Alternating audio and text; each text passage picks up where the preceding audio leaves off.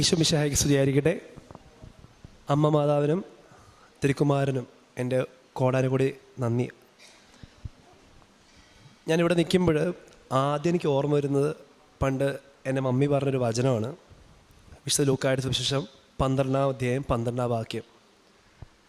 എന്താണ് പറയേണ്ടതെന്ന് ആ നിമിഷത്തിൽ പരിശുദ്ധാത്മാവിനോട് പറയും, പരിശുദ്ധാത്മാവിനെ പഠിപ്പിക്കും. ഈ ഒരു വചനം പണ്ടും എൻ്റെ മമ്മി എന്നോട് പറയാനുള്ള വചനമാണ്. അപ്പം ഞാനിവിടെ നിൽക്കുമ്പോൾ ഞാനൊട്ടും പ്രിപ്പയർഡൊന്നുമല്ല, പക്ഷേ ഞാൻ എൻ്റെ അനുഭവം ഞാൻ പങ്കുവയ്ക്കുവാണ്. എൻ്റെ പേര് ഡോക്ടർ സാരൻ സെബാസ്റ്റ്യൻ. ഞാൻ ബാംഗ്ലൂരിൽ Acharya and BM Reddy college of ഫാർമസിയിൽ ഡോക്ടർ ഓഫ് ഫാർമസി കോഴ്സ് കഴിഞ്ഞ ഒരാളാണ്. ഞാൻ ആദ്യമായി കൃപാസനത്തെക്കുറിച്ച് കേൾക്കുന്നത് 2017-18 കാലഘട്ടത്തിലാണ്. എൻ്റെ അമ്മയാണ് ആദ്യമായിട്ട് കൃപാസനത്തെക്കുറിച്ച് പറഞ്ഞത്. ആദ്യമായി എൻ്റെ അമ്മ കൃപാസനത്തെക്കുറിച്ച് പറഞ്ഞ സമയത്ത് ഞാൻ അമ്മയോട് അങ്ങോട്ടേക്ക് പറഞ്ഞത് ഇതൊക്കെ തെറ്റാണ് എന്നാണ്, ഇതൊക്കെ ഒരു തെറ്റായ വിശ്വാസമാണ് എന്നാണ് ഞാൻ അമ്മയോട് ത്രൂ ഫോണിലൂടെ ഞാൻ സംസാരിച്ചത്. ഫോണിലൂടെ ഞാൻ മമ്മിയോട് ഞാൻ പറഞ്ഞത്. മമ്മിക്ക് ഒരുപാട് വിഷമമായി. ഞാൻ ആ കോൾ കട്ട് ചെയ്തു. കോള് കട്ട് ചെയ്ത് മിനിറ്റുകൾ പോലും ആയില്ല, കുറച്ച് സെക്കൻഡ്സ് കഴിഞ്ഞപ്പോഴത്തേക്കും എനിക്ക് ഭയങ്കരമായിട്ടൊരു ഡിസ്കംഫേർട്ട് ഫീൽ ചെയ്തു. ഒരുതരം ശ്വാസം മുട്ടൽ പോലെ, ഒരുതരം ഇറങ്ങുന്നൊരു ഫീലിംഗ്, ഇവിടെ നെഞ്ചിൽ ഇറങ്ങുന്നൊരു ഫീലിംഗ്. എനിക്ക് തന്നെ എക്സ്പ്ലെയിൻ ചെയ്യാൻ പറ്റാത്ത ഒരുതരം ഭയങ്കര ഭാരം ഉള്ളിൽ ഫീൽ ചെയ്തു. ഞാൻ എൻ്റെ ഫ്രണ്ട്സിൻ്റെ മുറിയിലായിരുന്നു. അവരെല്ലാവരും പലവിധ കാര്യങ്ങളിൽ എൻഗേജ്ഡായിരുന്നു. എനിക്കൊരു പ്രൈവറ്റ് സ്പേസ് വേണമായിരുന്നു. എനിക്ക് ആ ഒരു മൊമെൻറ്റ് എൻ്റെ കർത്താവിനോടും എൻ്റെ അമ്മയോടും പ്രാർത്ഥിക്കണമായിരുന്നു. അപ്പോൾ ഞാൻ കയറി ചെന്നത് ബാത്റൂമിലേക്ക്, കാരണം അത് മാത്രമേ എനിക്ക് പ്രൈവറ്റ് സ്പേസേ കിട്ടിയുള്ളായിരുന്നു. ഞാൻ ബാത്റൂമിൽ കയറി ഞാൻ മുട്ടയെ കുത്തി. ഞാൻ അപ്പം തന്നെ പ്രാർത്ഥിച്ചു, കർത്താവെ, ഞാൻ പറഞ്ഞത് തെറ്റാണെങ്കിൽ എന്നോട് ക്ഷമിക്കണേ. എനിക്കറിയത്തില്ല, ഞാൻ പറഞ്ഞ തെറ്റാണെന്ന് എനിക്കിപ്പോൾ ഫീൽ ചെയ്യുന്നുണ്ട്, എന്നോട് ക്ഷമിക്കണേ എന്നാണ് ഞാൻ പറഞ്ഞു. ഞാൻ പ്രാർത്ഥിച്ചു. ഞാൻ ആദ്യമായി അറിയാതെ അവിടെ ഇരുന്ന് കരഞ്ഞും പോയി. അതിനുശേഷം വിത്തിൻ കുറച്ച് നിമിഷങ്ങൾക്ക് ശേഷം ആ വേദന മാറി, ഡിസ്കംഫേർട്ട് മാറി. പക്ഷേ ഈ ഒരു എക്സ്പീരിയൻസ് അത് എങ്ങനെ ഡിഫൈൻ ചെയ്യണം എന്നൊന്നും എനിക്കറിയാൻ പാടില്ലായിരുന്നു. അതിനുശേഷവും ഞാൻ അതേ കോളേജിൽ എൻ്റെ പഠനം കണ്ടിന്യൂ ചെയ്തു. ഞാൻ കോളേജിൽ അത്യാവശ്യം വളരെ നല്ല രീതിയിൽ ഉഴപ്പി സപ്ലിയൊക്കെ അടിച്ച് പഠിച്ചൊരു വിദ്യാർത്ഥിയാണ്. ഞാൻ 3rd ഇയറാണ് എൻ്റെ മമ്മി ഉടമ്പടി എടുക്കുന്നത്. ഉടമ്പടി എടുത്തു. എൻ്റെ എക്സാമിൻ്റെ കാര്യമൊക്കെ സൂചിപ്പിച്ചു. 3rd ഇയർ ഞങ്ങൾക്ക് 6 വിഷയമാണ്, എനിക്ക് സപ്ലി അടക്കം 8 വിഷയമാണ് ഒരൊറ്റ സ്ട്രെച്ചിൽ എഴുതേണ്ടി വന്നത്. പല ദിവസവും എനിക്ക് രാവിലെ എക്സാമുണ്ട്, ഉച്ചയ്ക്കും എക്സാമുണ്ട്, ബാക്ക് ടു ബാക്ക് എക്സാം ആയിരുന്നു. ഞാൻ ഹൈലി അണ്ടർ പ്രിപ്പയർഡ് ആയിരുന്നു, കാരണം 2 എക്സാമുണ്ട്. അപ്പം പ്രിപ്പയർ ചെയ്യൽ ഈസി അല്ല. പക്ഷേ ഈ എക്സാമൊക്കെ തന്നെ വളരെ അനായാസം ഞാൻ ക്ലിയറായി പോയി. ഈ സമയത്തൊക്കെ തന്നെ എൻ്റെ മമ്മി ഉടമ്പടി എടുത്തിട്ടുണ്ടായിരുന്നു. എൻ്റെ കാര്യം അതിൽ പ്രത്യേകം നിയോഗമായിട്ട് സൂചിപ്പിച്ചിട്ടുണ്ടായിരുന്നു. ഞാൻ എക്സാം പാസ്സാവുന്നൊന്നും ഞാൻ പ്രതീക്ഷിച്ചിരുന്നില്ല. ഞാൻ പാസ്സായ കാര്യം മമ്മിയോട് പറഞ്ഞപ്പോൾ മമ്മി അപ്പോഴും പറഞ്ഞു, ഏതെങ്കിലും ഒരു ദിവസം കൃപാസനമ്മയുടെ മുന്നിൽ നീ പോകണം, നീ സംസാരിക്കണം എന്ന് അന്ന് മമ്മി എന്നോട് പറഞ്ഞായിരുന്നു. അതിനുശേഷം 2020 എൻ്റെ എക്സാമിന് മുന്നോടിയായിട്ട് മമ്മി എന്നോട് ഓൺലൈനായിട്ട് ഉടമ്പടി എടുക്കാൻ പറഞ്ഞു. നിങ്ങൾക്ക് എല്ലാവർക്കും അറിയാം, 2020 എന്ന് പറയുന്നത് കൊറോണയുടെ സമയമാണ്. ആ സമയത്ത് ഒരുപാട് ലോക്ക്ഡൗൺ റെസ്ട്രിക്ഷൻസും കാര്യങ്ങളൊക്കെ ഉണ്ടായിരുന്നു. ഞാൻ ഓൺലൈനായിട്ട് ഉടമ്പടി എടുത്തു. ആ എക്സാമിന് വളരെ ഹൈ മാർക്സോടെ ഞാൻ പാസ്സായി. പക്ഷേ പാസ്സായതിന് ശേഷം ഞാൻ വീണ്ടും എൻ്റെ പഴയ ഡെയിലി റുട്ടീനിലേക്ക് പോയി. ഞാൻ ഉടമ്പടി പ്രാർത്ഥന ചെല്ലാതെയായി. വീണ്ടും ആ ഒരു ഉഴപ്പിൻ്റെ ആ ഒരു ജീവിത രീതികളിലേക്ക് ഞാൻ വീണ്ടും തിരികെ പോവുകയായിരുന്നു. അതിനുശേഷം വീണ്ടും ഈ പറയുന്നത് പോലെ what goes around comes around എന്ന് പറയുന്നത് പോലെ വീണ്ടും എൻ്റെ കർത്താവിനെ വീണ്ടും എന്നെ അവിടെ തിരിച്ചെത്തിച്ചു എന്നുള്ളതാണ്. 2021 ഞാൻ എൻ്റെ പഠനമൊക്കെ കംപ്ലീറ്റ് ആക്കി ഞാൻ പുറത്തേക്ക് ഇറങ്ങിയപ്പോൾ എനിക്ക് എന്ത് ചെയ്യണമെന്ന് അറിയാതിരുന്ന സമയത്താണ് ഞാൻ CAPS knowledge assessment of pharmaceutical science എന്ന ഓസ്ട്രേലിയൻ എക്സാമിനെ കുറിച്ച് ഞാൻ അറിയുന്നത്. ഞാൻ ഈ എക്സാമിനെ കുറിച്ച് അറിഞ്ഞ് ഏതാനും ദിവസങ്ങൾക്കുള്ളിൽ ഞാൻ മനസ്സിലാക്കി എനിക്ക് ഈ എക്സാം ഇപ്പം അറ്റൻഡ് ചെയ്യാനുള്ള യോഗ്യതയില്ല, കാരണം എനിക്ക് എൻ്റെ സർട്ടിഫിക്കറ്റ് ഒന്നും കിട്ടിയിട്ടുണ്ടായിരുന്നില്ല. അപ്പം ഇതൊരു സമയം വേസ്റ്റാണ് എന്ന് ഞാൻ പറഞ്ഞ് എൻ്റെ വീട്ടുകാരും പറഞ്ഞു, എന്നാൽ നമുക്ക് ഡ്രോപ്പ് ചെയ്തേക്കാം, ഈ പരിപാടിക്ക് നിൽക്കേണ്ട. പക്ഷേ പെട്ടെന്നൊരു ഉൾവിളി എനിക്കുണ്ടായി, ഒന്ന് ബൈബിൾ വായിക്കാം. ഒന്ന് പ്രാർത്ഥിച്ച് ഒന്ന് ബൈബിള് ഒന്ന് വായിക്കാം. ബൈബിൾ വായിച്ചപ്പോൾ എനിക്ക് ഒരു പോസിറ്റീവായൊരു ഫീലിംഗ് കിട്ടി. ഞാൻ ആ കോച്ചിങ് കണ്ടിന്യൂ ചെയ്തു. അപ്പോഴും ഞാൻ സ്വന്തമായിട്ട് ഞാൻ ആദ്യത്തെ ഉടമ്പടി ഞാൻ തെറ്റിച്ചതിന് ശേഷം ഞാൻ സ്വന്തമായിട്ട് ഉടമ്പടി എടുത്തിട്ടില്ലായിരുന്നു. ഞാൻ അപ്പോഴും എൻ്റെ മമ്മി എനിക്ക് വേണ്ടി ഉടമ്പടി എടുത്ത് പ്രാർത്ഥിക്കുന്നുണ്ട്. 2022 എൻ്റെ കോച്ചിങ് കഴിഞ്ഞ് ഞാൻ എക്സാം എഴുതാൻ പോകുമ്പോൾ എൻ്റെ മമ്മിയുടെ ഉടമ്പടി കാശ് രൂപ എനിക്ക് തരുന്നു. എന്നോട് പറഞ്ഞു, നീ ഒന്നുകൊണ്ടും പേടിക്കേണ്ട, ഈ കാശ് രൂപം പിടിച്ച് നീ അങ്ങ് എക്സാമിൽ ചെന്നാൽ മതി. ആ കാശ് രൂപം തന്ന കൂട്ടത്തിൽ 2 കാര്യം കൂടെ മമ്മിക്ക് തന്നായിരുന്നു. 1 ഉടമ്പടി തൈലം, 2 ഇവിടുത്തെ ഉപ്പ്. ഞാൻ എക്സാം ഹോളിൽ കയറുന്നതിന് മുന്നേ ഈ ഉപ്പ് അവർ പ്രത്യേകം പറയുന്നുണ്ട്, ഒന്നും എക്സാം ഹോളിനുള്ളിലേക്ക് ക്യാരി ചെയ്യാൻ പാടില്ല എന്ന് പ്രത്യേകം പറയുന്നുണ്ട്. ഞാൻ വളരെ ആരും കാണാതെ കുറച്ച് ഉപ്പെടുത്തു. ഞാൻ ഉപ്പെടുത്ത് ഉള്ളിൽ കയറുമ്പോൾ എൻ്റെ കയ്യിൽ ഉപ്പുണ്ട്. അപ്പോൾ സെക്യൂരിറ്റി നമ്മളെ ഫ്രിസ്ക് ചെയ്യും, നമ്മൾ ഫുൾ ബോഡി ചെക്ക് ചെയ്യും. അപ്പോഴൊക്കെ എൻ്റെ കൈ മടക്കി പിടിച്ചിരിക്കും, കാരണം എൻ്റെ കയ്യിൽ ഉപ്പുണ്ട്. പക്ഷെ എൻ്റെ കൈ തുറക്കാൻ പോലും അവർ പറഞ്ഞില്ല. എൻ്റെ ഒരു കൈ ഓപ്പണാണ്, ഒരു കൈ ക്ലോസ് ആണ്. അവർ അപ്പോഴും എന്നോട് കൈ തുറക്കാനൊന്നും എന്നോട് ആവശ്യപ്പെട്ടിട്ടില്ല. അത് വളരെ എനിക്കെന്തോ അത്ഭുതമായിട്ട് ഫീൽ ചെയ്തു. കാരണം ആര് കൈ മടക്കി ചെന്നാലും സ്വാഭാവികമായിട്ട് ഒരു കൈ തുറക്കാൻ പറയും, കാരണം വിലച്ചിട്ടുണ്ടോ എന്ന് നോക്കാനായിട്ട്. ഞാൻ ഉള്ളിൽ കയറിയപ്പോൾ നമുക്ക് ആകെ അലൗഡായ ID കാർഡ് എന്ന് പറയുന്ന പാസ്പോർട്ടാണ്. ഞാൻ പാസ്പോർട്ടിൽ ഈ ഉപ്പ് ഞാൻ കുറച്ച് അങ്ങോട്ടേക്ക് ഉപ്പ് വെച്ചു, പാസ്പോർട്ട് അടച്ചു വെച്ചു. ഞാൻ ഇരുന്ന കമ്പ്യൂട്ടർ ടേബിളിൽ ഉപ്പിട്ടു, ഞാൻ ഇരുന്ന കസേരയിൽ ഉപ്പിട്ടു, ഞാൻ ഉപയോഗിച്ച മൗസിൽ ഉപ്പിട്ടു. സോ എക്സാം എഴുതാൻ ഞാൻ സ്റ്റാർട്ട് ചെയ്തു. ആദ്യത്തെ 10-11 ക്വസ്റ്റ്യൻസ് ഒന്നുമേ എനിക്ക് അറിയാത്ത ക്വസ്റ്റ്യൻസ്. ഞാൻ പതറി, കാരണം കോമ്പറ്റേറ്റീവ് എക്സാമിനേഷനാണ്, ഒരുപാട് പൈസ ഇൻവെസ്റ്റ് ചെയ്തിട്ടാണ് ഈ എക്സാമിന് പോയത്. ഞാൻ ഫെയിലാകും എന്ന് ഞാൻ അങ്ങ് ആത്മാർത്ഥമായി ഞാൻ വിശ്വസിച്ച ഒരു നിമിഷമായിരുന്നത്. തകർന്നു പോയി, ഒരുപാട് സങ്കടം തോന്നി. അപ്പോഴെൻ്റെ മമ്മി പറഞ്ഞ വാക്കുകൾ എനിക്ക് ഓർമ്മ വന്നു. നിനക്ക് എന്ത് ധൈര്യം ചോർന്നു പോകുന്ന നിമിഷം ഉണ്ടായാലും വേറൊന്നും ചെയ്യേണ്ട, ഒരു വിശ്വാസ പ്രമാണം ചൊല്ലുക, അതിനുശേഷം ഉടമ്പടി കാശുലോപം ചേർത്തങ്ങ് പിടിക്കുക. പിന്നെ വാട്ട് എവർ ഹാപ്പൻസ് നീ മുന്നോട്ടേക്ക് പൊക്കോ, ഒരു ശക്തിക്ക് നിന്നെ തടയാൻ പറ്റത്തില്ല എന്ന് മമ്മി പ്രത്യേകം പറഞ്ഞിരുന്നു. ഞാൻ അതുപോലെ ചെയ്തു. ഒരു വിശ്വാസ പ്രമാണം ചൊല്ലി ഉടമ്പടി കാശുരൂപം ഞാൻ ചേർത്ത് പിടിച്ചു. ഞാൻ ഓരോ ഉത്തരങ്ങളും എഴുതി. അങ്ങനെ 2 പേപ്പർ 4 സബ്ജക്റ്റ് നിറഞ്ഞ ആ എക്സാമിനേഷൻ ഞാൻ കംപ്ലീറ്റ് ചെയ്ത് ഞാൻ പുറത്തിറങ്ങിയപ്പോഴാണ് ഞാൻ അറിഞ്ഞത്, ഒന്നാമത്തെ പേപ്പറിൽ 2 സബ്ജക്റ്റ് ഉണ്ട്. ആ 2 സബ്ജക്റ്റിനും 50% മാർക്ക് ഇൻഡിവിജ്വലായിട്ട് വേണമായിരുന്നു. അപ്പോൾ അതിലൊരു വിഷയത്തിന് ഞാൻ നോക്കിയപ്പോൾ എനിക്ക് എങ്ങനെ പോയാലും 40% വരുന്നുള്ളൂ. എനിക്ക് വീണ്ടും ഒരുപാട് സങ്കടമായി. എന്നെ പലരും വിളിക്കുന്നു, എന്നെ കൺസോൾ ചെയ്യിക്കുന്നു, എന്നെ സ്വാതന്ത്ര്യപ്പെടുത്തുന്നു. അപ്പോഴും ഞാൻ വീട്ടിൽ വിളിച്ച് ഞാൻ സങ്കടത്തോടെ സംസാരിക്കുമ്പോൾ മമ്മി പറഞ്ഞു, നീ എന്തിനാടാ പേടിക്കുന്നത്, നീ ഒരു വിശ്വാസിയല്ലേ, നീ ഓൾറെഡി നീ വിശ്വാസത്തോടാണ് എക്സാം എഴുതിയത്, നീ ഉടമ്പടി കാശ് രൂപം ചേർത്ത് പിടിച്ചാണ് എക്സാം എഴുതിയത്, നീ വിശ്വാസത്തോടെ എക്സാം എഴുതി കഴിഞ്ഞിട്ട് പിന്നെ നീ എന്തിനാ വീണ്ടും അവിശ്വാസിയെ കൊണ്ട് പെരുമാറുന്നത്? വിശ്വാസിയാണ്, മരണം വരെ വിശ്വാസിയാണ്, അത് കഴിഞ്ഞും വിശ്വാസിയാണ്. നീ വിശ്വാസത്തിൽ ഉറച്ചു നിൽക്ക്, നീ അതിന് വലിയ അത്ഭുതം നീ കാണും എന്ന് പറഞ്ഞു. ഞാൻ മമ്മി പറഞ്ഞപ്പോഴും ഞാൻ അത്രയും എനിക്കറിയാം. ഞാൻ കാരണം ആ ഒരു നിമിഷം അത്രയും കോമ്പറ്റേറ്റീവ് എക്സാമിനേഷനൊക്കെ എഴുതിയതുകൊണ്ട് ഞാൻ ലോജിക്കലി തിങ്ക് ചെയ്യുമായിരുന്നു. ഞാൻ കൂട്ടിയപ്പോഴേക്കും 40% വരുന്നുണ്ടായിരുന്നുള്ളൂ. അതുകൊണ്ട് ഞാൻ എക്സാം ഫെയിലാകും എന്ന് തന്നെയാണ് ആ ഒരാഴ്ച ഞാൻ വിശ്വസിച്ചിരുന്നത്.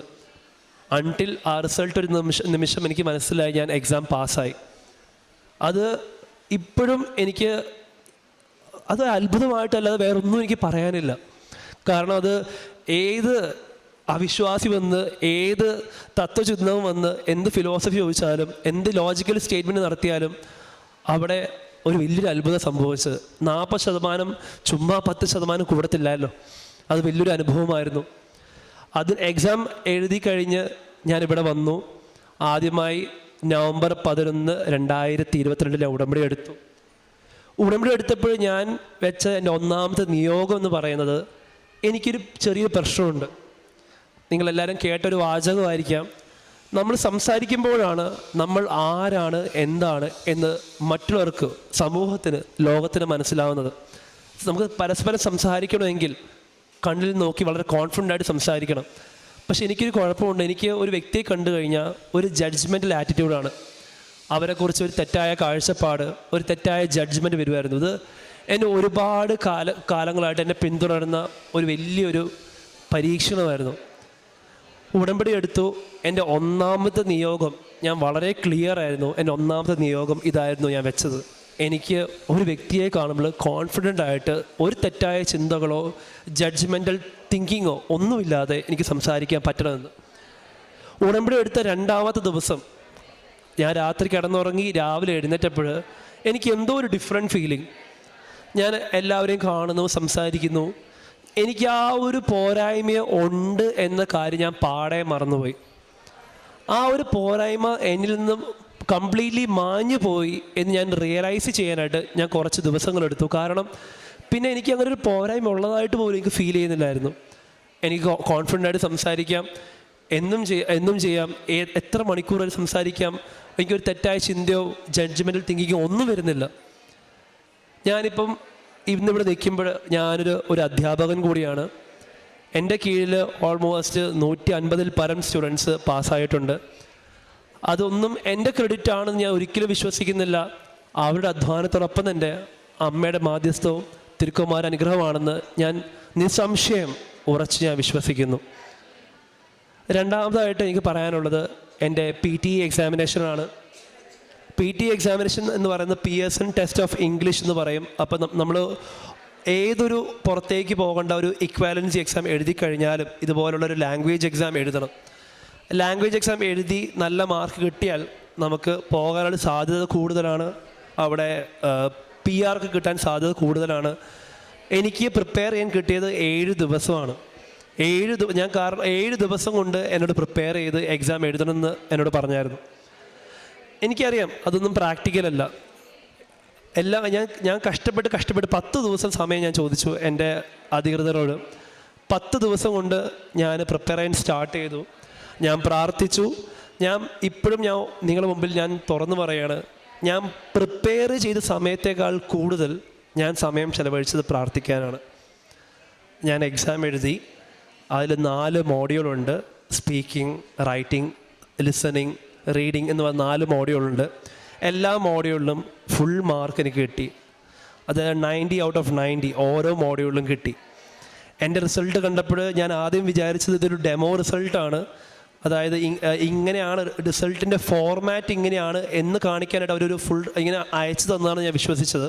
പിന്നെ ഞാൻ വീണ്ടും ആ പേജ് റിഫ്രഷ് ചെയ്തപ്പോൾ മനസ്സിലായി അതൊരു ഡെമോ റിസൾട്ട് അല്ല, എൻ്റെ സ്വന്തം റിസൾട്ടാണ്. അത് വളരെ ഒരു സന്തോഷമായിരുന്ന നിമിഷമായിരുന്നു. കാരണം എനിക്ക് ഒരുപാട് ഇംഗ്ലീഷോ കാര്യങ്ങളൊന്നും അറിയത്തില്ല. അത് ഒരുപാട് സന്തോഷം തന്ന വളരെ അത്ഭുതകരമായൊരു കാരുണ്യത്തിൻ്റെ നിമിഷമായിരുന്നു. എൻ്റെ മാതാവിനും മധ്യസ്ഥയ്ക്കും എൻ്റെ കർത്താവിൻ്റെ അനുഗ്രഹത്തിനും ഞാൻ ഇന്നും നന്ദി പറയുന്നു. PTE ഒക്കെ കഴിഞ്ഞു. ഞാൻ വിസയ്ക്കൊക്കെ വെച്ചു. ആദ്യമായി ഒരു വിസയ്ക്ക് വെച്ചു. വിസ എനിക്ക് മാത്രം, ആ കൂട്ടത്തിൽ എനിക്ക് മാത്രം വിസയുടെ വിളി വന്നു. ഞാൻ ഭയങ്കര ഹാപ്പിയായിരുന്നു. എനിക്ക് വിസ റിജക്ഷൻ കിട്ടി. അപ്പോൾ ഞാൻ വിചാരിച്ചു, ഒരു നിമിഷം ഞാൻ ആലോചിച്ചു, എൻ്റെ വിശ്വാസങ്ങളൊക്കെ വീണ്ടും തെറ്റിപ്പോവുകയാണോ എന്ന് ഞാൻ ചിന്തിച്ചു പോയി. തെറ്റാണ്, അങ്ങനെ ചിന്തിക്കാൻ പാടില്ലായിരുന്നു. പക്ഷേ ഒരു നിമിഷം, ആ തകർന്ന നിമിഷത്തിൽ ഞാൻ ചിന്തിച്ചു പോയി. പക്ഷേ ശരിയാണ്, ഒരു വാതിൽ അടയുമ്പോൾ കർത്താവ് അതിലും മനോഹരമായ വേറൊരു വാതിൽ നമുക്ക് വേണ്ടി തുറന്ന് അവിടെ കാത്തിരിപ്പുണ്ടാവും. അത് വലിയൊരു ശരിയാണെന്ന് എനിക്ക് പിന്നീടാണ് മനസ്സിലായത്. രണ്ടാമതിപ്പം ഒരു ഡിഫറെൻറ്റ് വിസയ്ക്ക് വെച്ചു. ആ വിസ കിട്ടി. ഈ മാസം 14-ാം തീയതി ഞാൻ ഓസ്ട്രേലിയക്ക് പോവുകയാണ്. വിസയ്ക്ക് വെക്കുന്ന സമയത്ത് വിസയുടെ അധികൃതരോട് പ്രത്യേകം പറഞ്ഞു, ഇപ്പം നിലവിൽ ഒരുപാട് ആപ്ലിക്കേഷൻസ് വരുന്നുണ്ട്, അതുകൊണ്ട് ഒരുപാട് സമയം എടുത്തേക്കാം എന്നതിന് പ്രത്യേകം പറഞ്ഞു. 1 മാസമോ 2 മാസമൊക്കെ എടുത്തേക്കാമെന്ന് പറഞ്ഞു. അപ്പം വിസ വെച്ചു. നിമിഷങ്ങൾക്കുള്ളിൽ എനിക്ക് മെഡിക്കൽ കോൾ വന്നു. 7 ദിവസത്തിനുള്ളിൽ എനിക്ക് വിസ അടിച്ച് കൈ കിട്ടി. അത് ഓസ്ട്രേലിയയിൽ വിസ അങ്ങനെ കിട്ടുന്നത് വളരെ അപൂർവമാണ്. ഇവിടെയുള്ള എല്ലാവർക്കും വേണമെങ്കിൽ അത് അന്വേഷിച്ച് നോക്കാം. അതുകൊണ്ടാണ് ഇത്രയും കോൺഫിഡൻ്റ് ആയിട്ട് ഞാൻ പറയുന്നത്. ഇതൊക്കെ കൂടാതെ എൻ്റെ പപ്പയെ ഞാൻ ഇവിടെ മെൻഷൻ ചെയ്യുകയാണ്. പപ്പയ്ക്കൊരു ചെറിയൊരു ലിവർ കണ്ടീഷൻ ഉണ്ടായിരുന്നു, ലിവർ സിറോസിസ്. ഇവിടെ മെഡിക്കൽ ബാക്ക്ഗ്രൗണ്ടുള്ള എല്ലാവർക്കും അറിയാം, ലിവർ സിറോസിസ് എന്ന് പറയുന്നത് ഒരു ഇറിവേഴ്സിബിൾ കണ്ടീഷനാണ്. അതായത് ഒരു തവണ വന്നു കഴിഞ്ഞാൽ അത് ലൈഫ് ലോങ് ഉണ്ടാവും. അതിൻ്റെ സിംറ്റംസ് നമ്മൾ മരുന്ന് കൊടുത്തും മറ്റ് ദുശീലങ്ങൾ ഒഴിവാക്കി നമ്മളതിനെ കൺട്രോൾ ചെയ്യണം, അതിൻ്റെ സിംറ്റംസിന്. ഞാൻ ഉടമ്പടി രണ്ടാമത് പുതുക്കിയപ്പോൾ എൻ്റെ നിയോഗങ്ങളിൽ ഏറ്റവും പ്രധാനമായിരുന്നു ഇത്, പപ്പയുടെ ഈ ഒരു health condition. Recently health checkup ചെയ്തപ്പോൾ ലിവർ സിറോസിൻ്റെ ഒരു സാധ്യതകളും അവിടെ ഇല്ല. ഞാനും ഒരു ഡോക്ടറാണ്, ഞാനും ചെയ്യുന്നത് ഇതേ പ്രൊഫഷനാണ്. എനിക്കും മെഡിക്കലി ആൻഡ് ലോജിക്കലി എക്സ്പ്ലെയിൻ ചെയ്യാൻ പറ്റാത്ത ഒരു അത്ഭുതമാണ് ഇവിടെ സംഭവിച്ചത്. ഇപ്പോൾ ലിവർ സിറോസിൻ്റെ ഒരു ലക്ഷണങ്ങളും അവിടെ ഇല്ല. ഈ പറഞ്ഞ എല്ലാ കാര്യങ്ങൾക്കും എങ്ങനെ നന്ദി പറയണമെന്ന് എനിക്ക് അറിയത്തില്ല. ഞാനിവിടെ സാക്ഷ്യം പറഞ്ഞത് വളരെ എന്നെക്കൊണ്ട് പറ്റുന്ന ഏറ്റവും ചെറിയൊരു കാര്യമാണ്, ഏറ്റവും ചെറിയ കാര്യമാണ്. എനിക്ക് എങ്ങനെ ഇതിൽ കൂടുതൽ പറയാൻ എനിക്ക് അറിയത്തില്ല. പക്ഷേ ഞാൻ ഉടമ്പടി എടുത്ത പിന്നെ ഒരുപാട് മാറ്റങ്ങൾ വരുത്താൻ ശ്രമിച്ചിട്ടുണ്ട്. ബൈബിൾ വായിക്കാൻ ശ്രമിച്ചിട്ടുണ്ട്. അതിനുശേഷം അതിന് മുന്നേയൊക്കെ ബൈബിൾ എപ്പോഴേലേക്ക് വായിക്കും, അല്ലെങ്കിൽ ആരെങ്കിലൊക്കെ വായിക്കുമ്പോൾ കേട്ട് നിൽക്കും എന്ന രീതിയായിരുന്നു. പക്ഷേ ഞാൻ ബൈബിൾ വായിക്കാൻ തുടങ്ങി, വചനങ്ങളെ പരിചയപ്പെടാൻ തുടങ്ങി. എനിക്ക് വളരെ ഇഷ്ടപ്പെട്ടൊരു വചനമാണ് മത്തായിയുടെ സുവിശേഷം 6-ാം അധ്യായം 33-ാം വാക്യത്തിൽ പറഞ്ഞിരിക്കുന്നത്, ആദ്യം അവിടുത്തെ രാജ്യത്തെയും അവിടുത്തെ നീതിയും അന്വേഷിക്കുക, ബാക്കിയുള്ളതെല്ലാം അവിടെ നിങ്ങൾക്ക് തരും. അതിനെക്കുറിച്ചൊന്നും വറീഡ് ആവേണ്ട ആവശ്യമില്ല. പിന്നെ ഞാൻ മനസ്സിലാക്കിയ വേറൊരു കാര്യമാണ്, കർത്താവ് ആഗ്രഹിക്കുന്നത് ബലിയേക്കാൾ കൂടുതൽ കരുണയാണ്.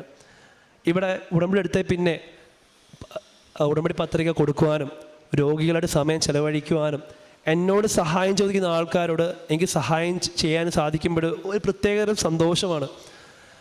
അവരുടെ സങ്കടങ്ങൾ അറിയുമ്പോൾ, അവരോട് സംസാരിക്കുമ്പോൾ, അവരുടെ സങ്കടങ്ങൾ അവരുടെ കൂടെ സങ്കടപ്പെടുമ്പോൾ അവിടെ ഒരു വലിയൊരു ദൈവിക അനുഭവം.